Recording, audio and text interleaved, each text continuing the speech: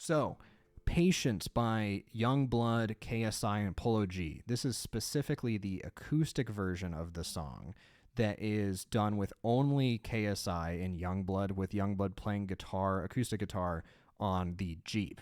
Now, there are people that did chord charts on like Ultimate Guitar that were just wrong, and I wanted to give the right chords for it. The chords aren't incorrect if you're only going off of the pop version, since that really doesn't have acoustic guitar. But the version that they're playing for the acoustic version, there's a very specific way to play it that I think matters to the tone. If you don't, you can play it that way because, frankly, it's easier because you don't have to tune. But this is the definitive correct way that I didn't see anyone else doing it on YouTube. And if you watch the video, this is what lines up with what he's doing. So it's tuned to D standard, which is 1 step lower, or 2 half steps, which is 2 frets lower than normal, for anyone that isn't really in tune to music theory stuff. And I'm not going to get into the nitty gritty of like how the key is technically changed from E when I'm talking about the chords. So we're just going to talk about the chord shapes when describing how to play it. And if you want to delve into that deeper, you can figure out sort of that every chord is just 1 step lower than it normally would be shape-wise for what the actual chords of the song are. Like if you have a friend that wanted to play, for instance, piano or something with it, then you would know that, what they are. And because you can really make it anything you want. And I think that's one of the fun things with coming up with songs. You start with the right way to play it, and then you can mix it up however you want. So the major thing to why I think it's paramount to be in D standard for it to sound the same is there's sort of a walking bass line thing that goes on. And you can only play that when you're tuned to D standard. When you're doing it on the 3rd fret in E, you can't really do that walking bass line, and it doesn't sound as good to me. I think it sounds so much better in this, and just the tone and timbre of it's a lot better. So for the majority of like the verses, the rap portions, and all of that, you're going to be going through, and then as well as the like first half of the chorus, it's start with an A minor shape, just. And if you're not really able to tell what my hand's doing, or if you're unfamiliar with an A minor shape, then each chord I'm just going to play the notes out loud. And I think that's a great way to also learn, is to be able to hear the note and then figure out what it is. So if you've tuned to D standard, and that's just, it's you take the E, EAD, GBE tuning, and each one goes 1 note lower. So the E goes to a D, the A goes to a B, and so on. So once you're tuned to that, just listen to what notes I'm playing, and then try to come up with that chord if you don't know what that shape is, if you're a really beginner and don't know what these chords are. So the second chord is a D minor shape. The third chord is a G shape. Sorry. The fourth chord is a Cadd9 shape, which is the same shape as a G, but you shift it 1 down, or I guess 1 higher string, technically. And so that goes. And that Cadd9 chord you see in a lot of different songs, especially like country songs and some rock songs. You hear that in Sweet Home Alabama. You hear that. Again, it would normally be 1 step higher, but same shapes. Now, what you can do is that will be to the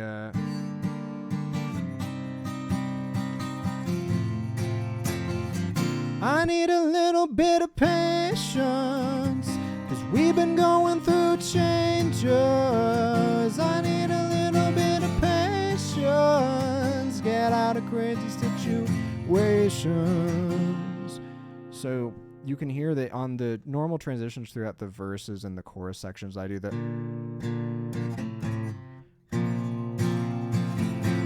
walking bass line sound.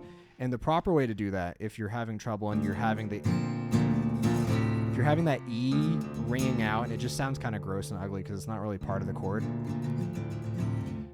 is I'm muting it. You can either mute it with the middle finger when you're playing that Cadd9. You just have the tip of your finger muting the E string, just barely touching it.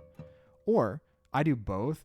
You lightly touch the top of the string or the side of the string with the thumb. And when I do both, I find that it's more accurate, especially once you get to this note, because the half step down, because with my finger, I don't find myself muting the low E string with my pointer finger as well, so the thumb's always helpful. And now for the section where Youngblood goes, and my heart won't change and my head don't break. That goes like this. It's the chords. You start with an F shape. It's an F bar chord, but I play it like this without actually I just mute the low string because I just don't really like playing bar chords very often.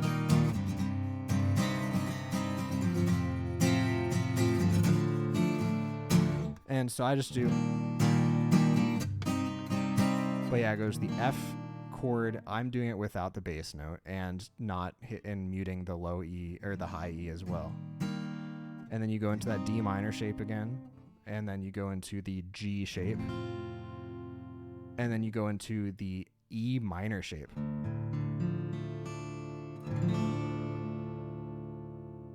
And then when it's and then it sort of does a sort of walking bass line where it goes kind of back into the G. It goes.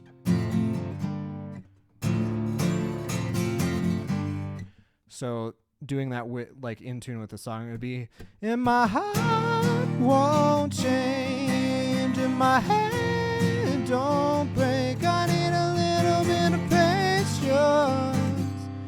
And like that. So you sort of use the G as like a turnaround chord to turn you around back into the A minor section or whatnot. And that's basically the whole song. So you can change it up. And I think for learning, if you want some advanced stuff, I like taking songs that are just pretty simple chords, finding different ways to play them, maybe different like fun things you can do, like maybe adding some lead lines in between, or even just changing the rhythm. I think rhythm is a great thing for developing your right hand, of just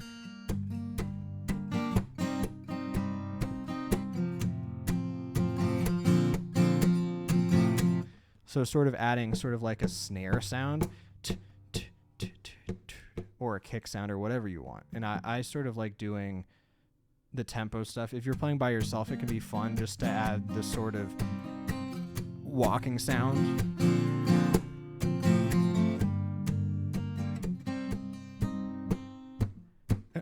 And what I'm doing for that is I'm just kind of striking. I'm striking a little bit with my hand here, but mostly I'm just hitting the strings and raking down, sort of the Jimi Hendrix-esque rake thing, and what Stevie Ray Vaughan does too, where they kind of mute some strings to get where they mute multiple strings, and then they can do really powerful. You can do strumming with multiple strings muted, so you can strum full on with only playing on like 2 frets. So I do that with a lot of things.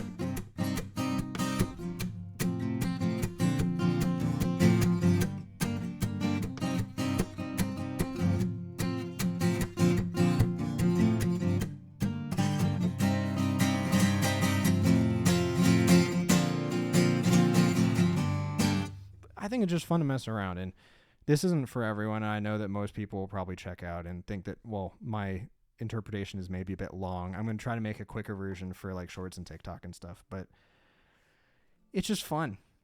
I like changing things up. And then I think it's great to take songs like this and learn them finger style and just develop doing like a 2, 3, or 4, or even 5 finger style. I only really play 3. I've sort of handicapped myself if I can only play a 3. I need to develop myself to play with 4, because initially I could only really play with 2, and then I developed it to 3, and I just need to be less negligent and develop myself to 4, because I could be playing certain patterns a lot better. But I think it's fun to do, just decide how you want to do things, like adding some snare, some kick accents, and fun rhythms, even with this.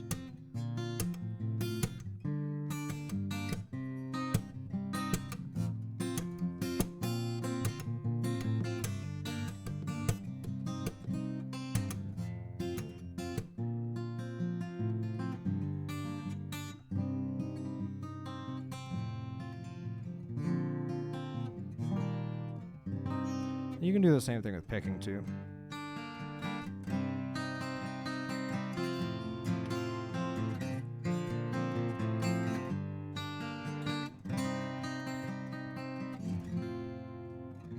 that's really it. So if you want some more tutorials, I can try to make tutorials on really anything if you want it suggested, or if there's a song you don't know how to play it's not on YouTube, I can probably try to figure it out within reason. I'm not amazing at ear training yet. I'm pretty good at this point now, at least certainly better than I was 3 or 4 years ago, because I've been working on it a lot. But I think it'd be fun to do some more songs, and I play this song live every now and then, so it's just a song I do. Oh, and my album is out called Demolition on all platforms. Upon recording this on the 30th of March, came out 3 days ago. So if you want to check out Demolition, it's under Oxygenless. And it's out everywhere, basically, on any streaming platform that you listen to your music or buy music. It's probably there. So you can either listen to it for free, or you can purchase it and, have it forever, maybe. I might also put it on, what's it called? Bandcamp, so then people can get the WAVs if they prefer having WAV files, and have it higher quality if they're sticklers like I am sometimes. Then so yeah, thank you for watching, and hopefully this was helpful. So enjoy.